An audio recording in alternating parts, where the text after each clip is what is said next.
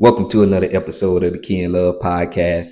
The NBA trade deadline starts tomorrow and it's starting to heat up already. We know there's been a bunch of moves like Luka to the Lakers, AD to the Mavericks, Zach LaVine to the Kings, De'Aaron Fox to the Spurs, and now we got today Kyle Kuzma to the Bucks. We gonna talk about that. But before we get into that, let's talk about the team that ain't made not one motherfucking move. Them Golden State Warriors. Tail. That front office got to be one of the sorriest motherfucking front offices I've ever seen. How y'all let Rob Pelinka make more moves than y'all? Make it make sense. We know Rob Pelinka usually be sitting on his just watching the team rock. But he said, not this trade deadline. I'm making a move and I'm making a big splash. Unlike them Golden State Warriors. Apparently, they done got on the phone with every team trying to get any type of all-star caliber player to put with Steph Curry, and everybody saying no. They hanging the phone up on y'all. You telling me it ain't no player out there that's capable of getting 20 to 30 points that want to hoop with Curry? Come on, man. And I don't blame them. Because you look at that Golden State Warrior roster, ain't worth a... Don't nobody want to hoop with no Andrew Wiggins. Dennis Schroeder looked like he ain't seen a basketball since he got to the Warriors. He was over there hooping in Brooklyn. He ain't doing a motherfucking thing now. I thought he was going to be somebody they brought in to come off the bench and impact the game. He ain't doing nothing. You might as well use him for trade bait at this point. Andrew Wiggins hooping, trade him while he's hot. Because if he your second best player moving forward, you headed home. You ain't winning no championship. And I like Wiggins, but him being the second option, that's too big of a role for him, especially with this ain't it, man. Steph Curry deserved better. He already told y'all from the beginning of the season, I have no plans on being on a mediocre team. Right now, this team don't even look mediocre. It's straight dogs. So if y'all don't get him some help, don't be surprised if he requests a trade. And you Warriors fans better not be mad if Steph Curry decides he wants to leave after everything he did for this franchise, and they can't get him no help. They can't get him not one person to pull up and help him. Man, you better not be mad if he requests a trade. That's all I'm saying. Now, we got breaking news today. Kevin Durant do not want to go back to the Warriors.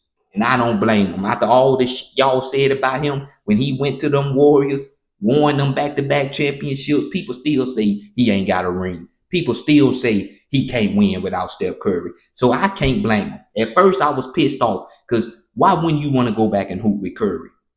All of your championships came with him being on the team with you. That's all I'm saying. You ain't showed us that you can win without him. Why wouldn't you take that opportunity? But then I thought about it.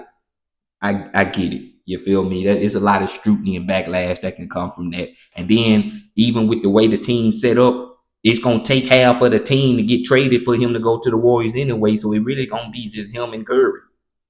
So I get it, but I don't know, man. Warriors fans was excited. They was hyped up, thinking they really had a chance to get KD. KD said, "I'm not going no mother and well. I'd rather stay over here with Bradley Beal."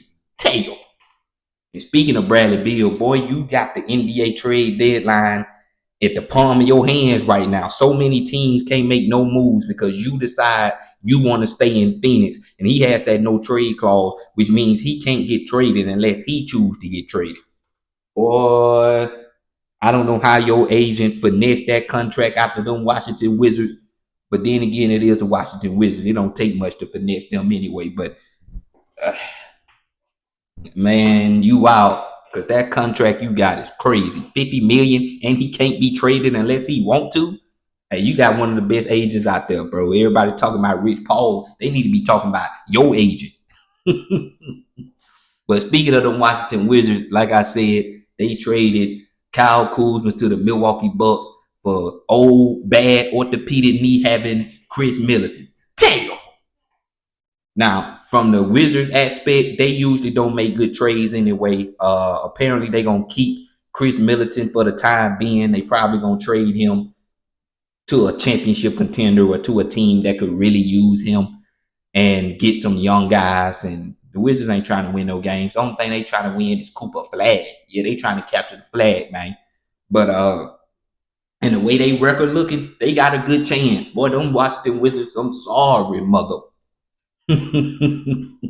But I don't think they trying to win no games anyway. So Chris Middleton probably gonna play a game or two if he even play, and he's gonna be on somewhere else. Don't know who can use a old injury prone aging Chris Middleton, but somebody probably gonna pick him up just out of respect. You know, he still can be a veteran in somebody locker room.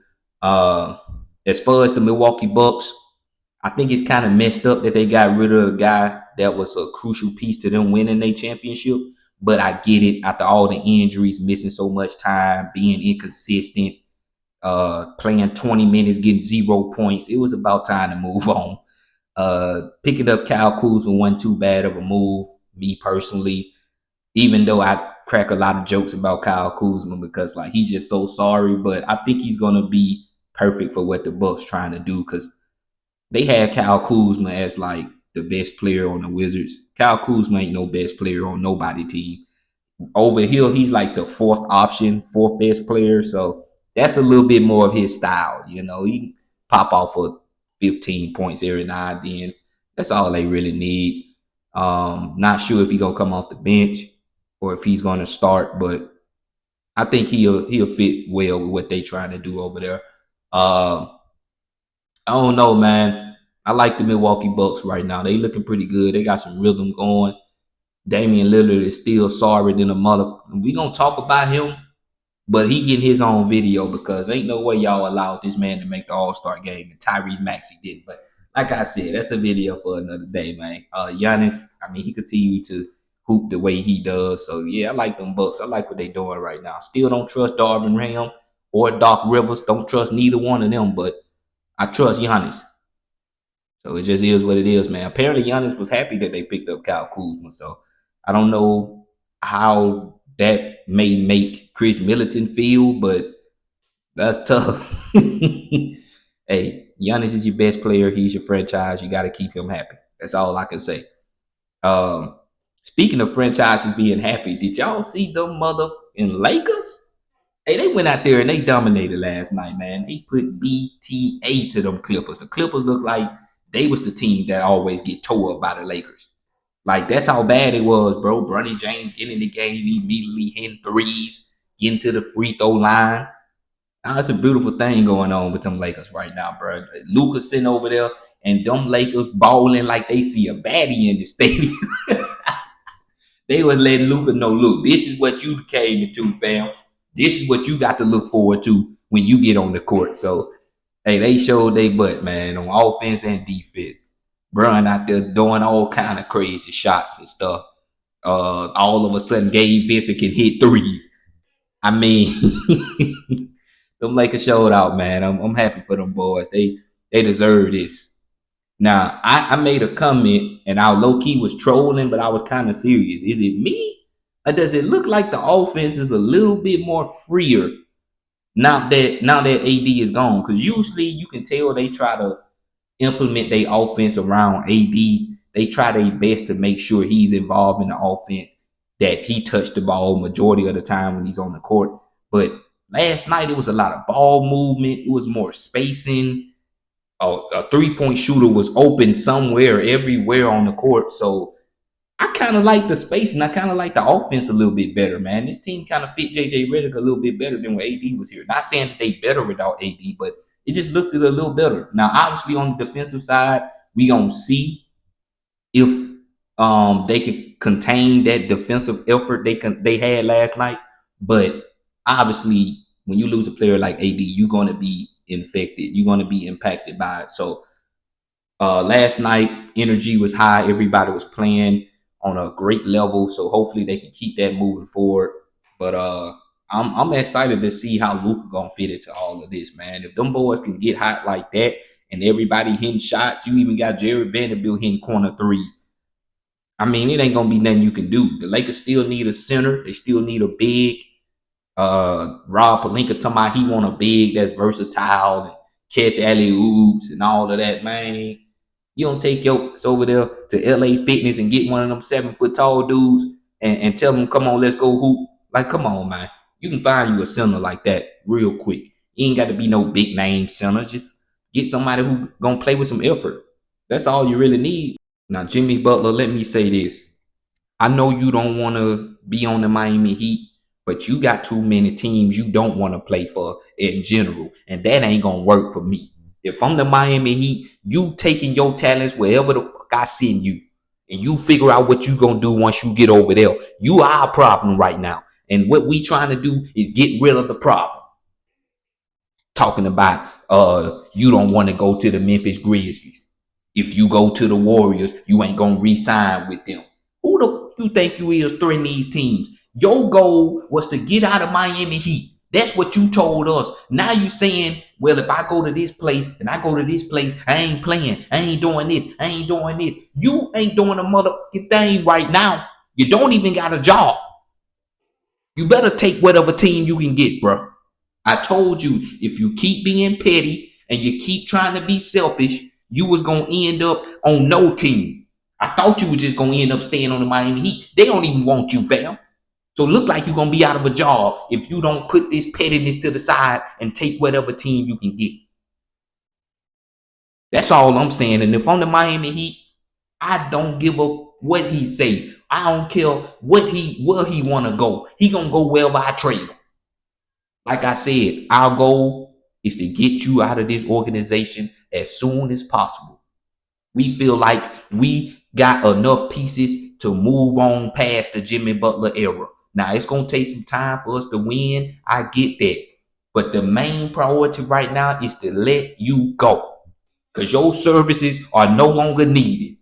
And you making it hard for us because you making other teams don't even want you.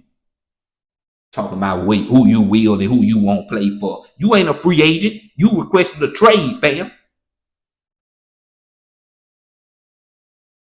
You're gonna have to do better, man. You're gonna have to figure it out, or you just gonna be out of a job. Either or. But yeah, man, this NBA trade deadline is crazy. Ain't even got here yet, so I'm expecting a lot of moves. It's a possible chance KD might end up on the Miami Heat. So it's a lot we got to talk about, and I do look forward to it. More videos will be coming out as soon as more news come out and more trades happen. So make sure you have your notifications on. Make sure you like, comment, subscribe if you're new. And I'm going to see y'all in my next one, man. It's about to get spooky. Peace.